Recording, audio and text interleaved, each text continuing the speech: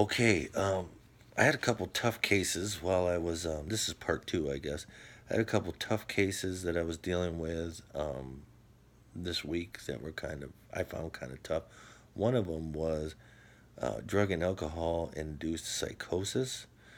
I had a guy that came into the office with Bruce and I and talked about resentments, working on his anger, and then he switched to his telephone had been talking to him and telling him to smash it. Somebody in another room was talking to him without moving his lips through a computer that was making him or giving him the ability to read his thoughts, his mind. Um, and he kept fluctuating back and forth.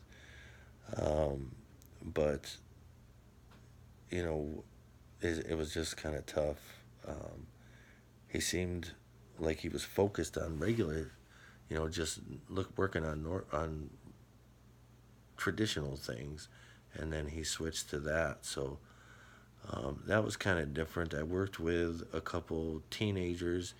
Um, that seemed to go well. And then I worked with I did an intake with another therapist for a 70-year-old woman who had cirrhosis of the liver, who had been doing meth. And we decided to do some end of life work with her because she didn't have much longer to live. She blamed it on the cirrhosis of the liver on medication that she was prescribed, not alcohol or drugs. She didn't want any help, but she would like to work on some end of life stuff. So that's what we were going to work on with her. And that was a different therapist just came and got me and said, "Hey, do you want to do this intake?" And there's just so much of that going on. I did some play therapy or an intake for some play therapy, or to do play therapy later on with a 4-year-old with another therapist. It's just great. I mean, I am just loving it, and I appreciate you guys putting up with my video nonsense. And I'm having a great time, and I'll check in with you later.